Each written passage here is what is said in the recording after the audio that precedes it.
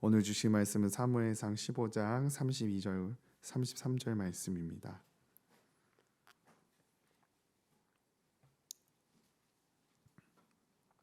사무엘상 15장 32절로 33절 말씀입니다.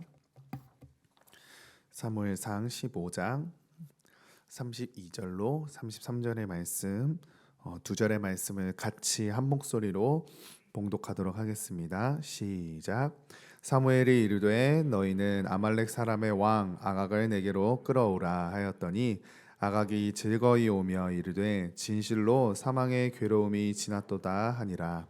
사무엘이 이르되 내 칼이 여인들에게 자식이 없게 한 것 같이 여인 중 내 어미에게 자식이 없으리라 하고 그가 길갈에서 여호와 앞에서 아각을 찍어 쪼개니라. 아멘.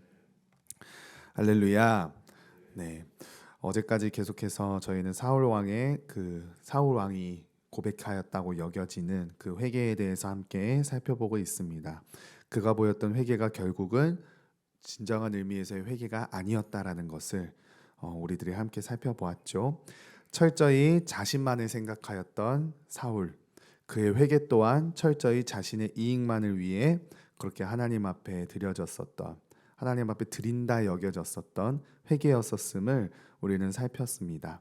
그의 껍데기뿐인 모양만 남은, 경건의 모양만 남은 채 경건의 능력은 사라진 그의 회개가 결국 사무엘과 하나님의 마음을 슬프고 힘겹게 만들었다는 사실을 저희들이 어제도 살펴보았죠.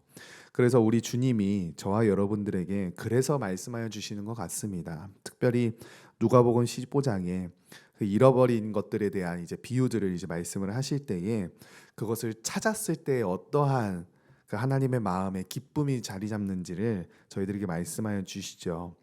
특별히 잃어버렸다가 찾았던 그 한 마리 양의 그 비유에 대해서는 주님이 이렇게 말씀하십니다. 내가 너희에게 이르노니 이와 같이 죄인 한 사람이 회개하면 하늘에서는 회개할 것 없는 의인 99으로 말미암아 기뻐하는 것보다 더하리라. 잃어버린 그 드라크마를 찾았던 그 여인이 이렇게 막 기뻐하는 모습들을 이렇게 비유를 하시면서 또 이렇게 말씀을 하십니다. 내가 너희에게 이르노니 이와 같이 죄인 한 사람이 회개하면 하나님의 사자들 앞에 기쁨이 되느니라. 탕자의 비유를 통하여서도 그 잃어버린 아들을 찾았던 그 아버지의 마음, 그 하나님의 마음, 죄인이 돌이켜 하나님께로 나아왔던 그 기쁨을 이렇게 말씀하십니다. 이 내 아들은 죽었다가 다시 살아났으며 내가 잃었다가 다시 얻었노라 하니 그들이 즐거워하더라. 아멘. 네. 이렇게 하나님께서는 그 죄를 돌이키고 진정으로 회개하여 나오는 영혼들을 향하여서 얼마나 큰 기쁨과 얼마나 큰 감격으로 정말 기쁨을 이기지 못하시는 그러한 모습들을 말씀을 통해서 저희들에게 알려주시지요. 그래서 우리가 한번 고민을 해봤으면 좋겠으면 우리가 도대체 무엇으로 하나님을 기쁘시게 할까? 교회를 많이 하고 교회 사역을 열심히 하고 물론 그것으로도 하나님이 기뻐하실 테지만 진정하고도 온전한 회개야말로 하나님을 궁극적으로 정말 그분의 마음을 기쁘게 하고 그분의 마음에 안심을 가져다 줄 수 있다는 것을 저희들이 잊지 마시기 바랍니다. 이 일들을 위해서 예수님께서 우리를 위해 화목제가 되어주셨던 것이죠. 그 예수님이 이루신 화목의 십자가, 그래서 십자가로 나와 자신의 죄를 회개하는 심령들을 우리 아버지 하나님께서는 기뻐하신다라고 그렇게 말씀하여 주십니다. 그러므로 저와 여러분들의 회개가 십자가를 통과해야만 한다라는 겁니다. 진정한 의미의 회개, 복음적인 회개는 그러므로 십자가를 통과한 그 화목을 이루신 그 십자가를 통과하는 회개여야만 한다라는 것을 저와 여러분들에게 말씀하여 주십니다. 이렇게 사울과 사무엘의 이 정말 치열하게 진짜 총각을 앞다투어 이야기하는 이 대화들 속에서요, 저희들이 한 가지 놓치고 있었던 사실이 존재하였습니다. 그 하나를 발견하게 됩니다. 무엇일까요? 오늘의 본문의 말씀이었죠. 바로 아말렉 왕이었습니다. 사울과 사무엘의 그 치열한 정말 자신 그 대화 속에서 저희들이 잊고 있었던 사실이 무엇이냐? 아직은 아각이 살아 있었다라는 겁니다.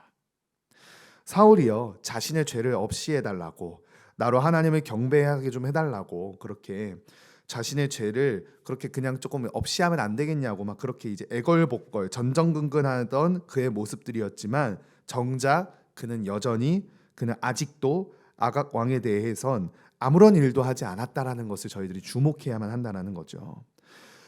그렇습니다. 그의 관심은 진정 딴 데 있었음을 볼 수 있습니다. 오직 자기 자신만 높아지기를 원하는, 심지어 하나님이 명령하신 심판 안에서도 자신이 높아지고자 하였던 그 갈망이 너무나도 컸었던 사울. 그 모습은 이제 기념비를 세우려 하였던 그의 모습으로 나타나게 되죠. 그래서 회개의 순간까지도 자신을 높여달라고 하였던 그의 마음속에 정말로 진정으로 하나님을 향한 회개하는 그 심령이 있었는지 그렇지 않았다라는 것을 저희들이 볼 수 있다라는 거죠. 정작 아각 왕은 너무나도 쌩쌩하게 두 눈 시퍼렇게 뜨고 살아 있으며 그 하나님의 심판의 대상, 그 헤렘의 대상이었음에도 불구하고 그렇게 살아 있음에 그 사울 왕이 그것을 이제 놓치고 있었다라는 겁니다. 사울 왕의 관심은 이미 하나님으로부터 멀어져 있었다라는 것을 알 수 있습니다. 그때 비로소 사무엘이 등장하지요. 사랑하는 여러분, 회개는 방향전환이라는 것을 저희들이 들었습니다. 근데 무엇으로부터의 방향전환이라는 것을 우리가 꼭 잊지 말아야 하는 것이죠. 바로 죄에서부터의 방향전환이라는 것을 저희들이 잊지 말아야만 합니다. 죄에서 돌이켜서 하나님께로 나아가야 하는 것, 죄에서 돌이켜서 주님께서 마련하신 그 의의 길로 나아가는 것, 때로는 그 길이 협착해 보이고 좁은 길로 가는 것이고 좁은 문으로 향한다라고 해서 그렇다고 해서 죄와 함께 할 수는 없다라는 거죠. 죄는 그러므로 타협의 대상이라거나 안고 갈 수 없는 존재라는 것을 오늘 말씀을 통해서도 알려주고 계신다는 겁니다. 32절을 보시면 굉장히 특이한 모습을 저희들이 볼 수 있습니다. 32절 말씀인데요. 같이 함께 보시겠습니다. 시작. 사무엘이 이르되 아각이 즐거이 오며 이르되 진실로 사망의 괴로움이 지났도다 하니라. 아멘. 네, 어떤 특이한 모습을 볼 수 있나요? 사무엘이 이제 사람들을 이제 시켜서 아말렉 사람의 왕 아각을 이제 끌고 오라라고 이제 이야기를 하는데 아각이 어떤 반응을 보이나요? 즐거워합니다. 그러면서 이렇게 얘기하죠. 진실로 사망의 괴로움이 지났도다. 혹자는 이렇게 이 말씀을 평가합니다. 그가 죽음 앞에서 초연한 모습을 보이고 있다. 저는 그렇게 생각하고 있지 않습니다. 어떻게 죽음 앞에서 기뻐할 수가 있나요? 이거는 뭐 복음 안에서만이 이제 가능한 일인데 그가 즐거워하였다. 사망의 괴로움이 지났도다라는 고백은 진짜로 자기가 살아날 것으로 여겼다라고 볼 수밖에 없다라는 거죠. 아각 왕이 사무엘에게 나아갈 때의 모습을 보시기 바랍니다. 아각이 즐거이 오며 이르되 진실로 사망의 괴로움이 지나갔도다. 사울 왕에게서 그 죽음의 문턱을 이제 그가 경험하지 않았습니까? 그때에 사무엘에게 자신이 넘겨진다 했을 때 사무엘의 직책은 무엇이었나요? 제사장이었잖아요. 공식적인 직책은 제사장이었습니다. 그렇게 제사장에게 자신이 넘겨졌다고 했을 때 우리는 그렇게 생각할 수 있죠. 그래, 맞아. 제사장이잖아. 하나님을 섬기는 자인데 내가 죽게 하겠어? 그러한 이제 마음들이 있지 않았겠습니까? 그가 그래서 이렇게 성경은 말씀하시죠. 그가 즐거워하였다라고 말씀하십니다. 어찌 보면 아각 왕은 자신이 살아날 것이란 희망을 가지고 있었나 봅니다. 그러나 사랑하는 여러분 잊지 마시기 바랍니다. 성경은 단호합니다. 하나님의 말씀은 단호하게 저와 여러분들에게 말씀하십니다. 그 말씀을 29절에서도 말씀하여 주시죠. 저희들 29절 그 위에 있는 말씀을 다시 한번 읽어보겠습니다. 시작. 이스라엘의 지존자는 거짓이나 변개함이 없으시니 그는 사람이 아니심으로 결코 변개하지 않음이시니이다 하니. 아멘. 이게 사울을 향하여서도 말씀을 하시는 것이겠지만 분명한 것은 또한 아말렉의 왕 아각에게서도 이 말씀은 능력이 되는 말씀이고 그에게서도 벗어날 수 없는 진리의 말씀이라는 사실이죠. 그리고 이 말씀은 또한 저와 여러분들에게도 적용되는 말씀이라는 것입니다. 이스라엘의 지존자는 거짓이나 변개함이 없으시다. 결코 변개함이 없으시다라는 말씀입니다. 죄가 내 안에 있음에도 그 죄가 그냥 얼렁뚱땅 넘어가도록 하나님께서 허용을 하지 않으신다라는 것을 말씀하고 계십니다. 사랑하는 여러분, 죄는 하나님의 심판과 하나님의 정죄의 대상이라고 우리 말씀을 통하여서 끊임없이 알려주고 계십니다. 그러므로 우리가 이런 말을 이제 할 수 없다라는 거죠. 어떻게 사랑의 하나님이 어찌 사람을 죽입니까? 하나님이 어떻게 그렇게 무자비하신 분이십니까? 우리는 감히 이런 말을 하나님 앞에 내세울 수 없다라는 거죠. 왜요? 저와 여러분들이 죄인이기 때문입니다. 우리 하나님은 실로 자비로우신 분이십니다. 무자비하신 분이 아니라 자비로우신 분이에요. 예수님을 믿는 자들에게 다 구원으로 주시겠다라고 말씀을 하시는데 그게 어떻게 무자비하신 것입니까? 믿음으로만이 구원을 얻는다라고 말씀하시는 것이 어떻게 무자비한다라고 얘기할 수 있겠습니까? 믿으면 구원을 얻는 것인데. 사랑하는 여러분, 그러므로 우리는 십자가를 통과하지 않고서는 아무것도 할 수 없음을 잊지 마시기 바랍니다. 죄에 대한 당신의 말씀이 우리들에게 주어졌습니다. 그 말씀은 변하거나 그 효력이 2000년 전에 말씀하신 것이니 6000년 전에 기록된 말씀이니 그것이 사라지거나 그것이 없어지거나 그럴 수 없다라는 겁니다. 죄는 반드시 해결되어져야만 합니다. 죄는 우리 안에서 완전히 도려내져야 될 심판의 대상, 정죄의 대상이라는 것입니다. 그러기에 아강이 찢김을 당한 것이지요. 그러나 또한 우리가 바라보게 되는 것은 우리는 이 죄의 문제를 해결할 수 없는 연약한 존재라는 것을 또한 바라볼 수밖에 없습니다. 그러니 이 죄의 문제를 우리가 해결할 수가 없으니 그래서 우리 예수님께서 당신의 십자가 희생으로 우리 대신에 그 죄의 문제를 해결해 주신 것이지요. 그러므로 다시금 잊지 마시기 바랍니다. 우리는 십자가를 통과하지 않고서는 아무것도 할 수 없는 존재입니다. 그래서 때론 주님께서 우리들에게 너희들이 그 십자가를 질 수 있느냐라고 물어오신다면 그러므로 우리는 당연히 네 주님 제가 십자가를 지고 주님 나아가겠습니다 라고 대답할 수 있게 되는 것이죠. 십자가를 빼면 우리는 아무것도 남는 것이 없습니다. 십자가를 통과하지 않고선 우리 하나님을 만나뵐 수 없는 존재입니다. 우리 하나님 아버지도요. 우리를 바라보실 때 우리가 죄인이잖아요. 이렇게 아가 왕처럼 찢겨지고 둘로 갈라지고 죽임을 당하고 심판의 대상일 수밖에 없는 저와 여러분들이지 않습니까? 그런데 우리 하나님도요.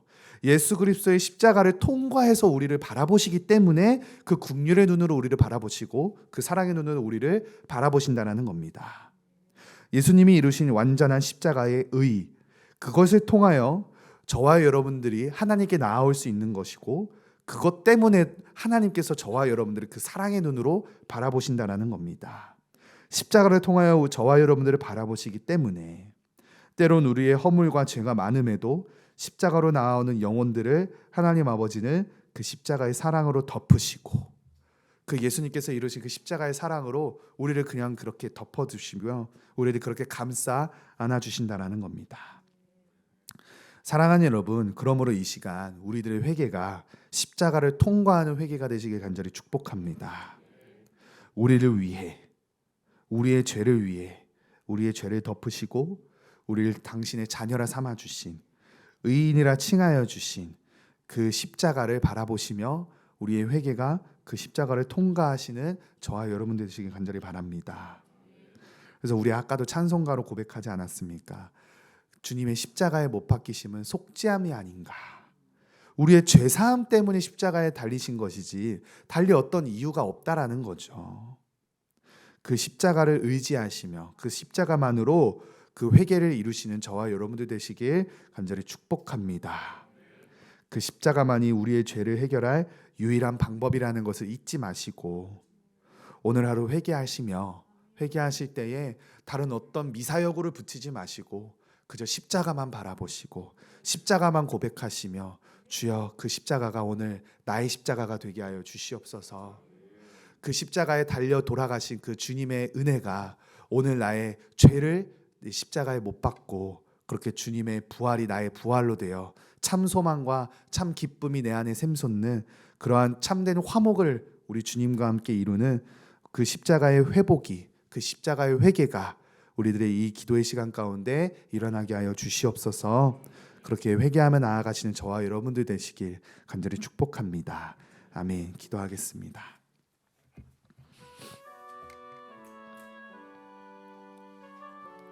말씀을 기억하시면서 기도하실 때에 죄는 반드시 심판의 대상이고 정죄의 대상이라는 사실을 잊지 마시기 바랍니다. 그리고 이 죄 때문에, 우리의 죄 때문에 당신의 아들이신 독생자 예수 그리스도께서 그 십자가의 모진 고통과 그 희생과 그 아버지 하나님 죽음을 불사하면서까지라도 우리의 죄 때문이라는 사실을 깨닫고 그 십자가를 의지하며 우리의 회개가 그 십자가를 통과하며 나아가는 온전한 회개가 되게 하여 주시옵소서. 같이 함께 기도하시기 바랍니다. 내 안에 그러므로 오직 십자가만 남게 하여 주시옵소서. 다른 것으로 내 안에 남아 있는 것이 아니라 오직 십자가만이 내 안에 남겨지게 하여 주시옵소서. 그래서 십자가로 이시는 화목으로 우리가 하나님께로 나아가고 그렇게 십자가로 이루신 그 구원의 은혜가 오늘 나의 삶 가운데 죄를 없이 하고 해결하고 다시금 주님께로 나아가는 완전한 죄사함의 은혜가 십자가로 말미암아 이루어지는 놀라운 은혜가 되게 하여 주시옵소서. 같이 함께 십자가 바라보시며 기도하시기 바라고요.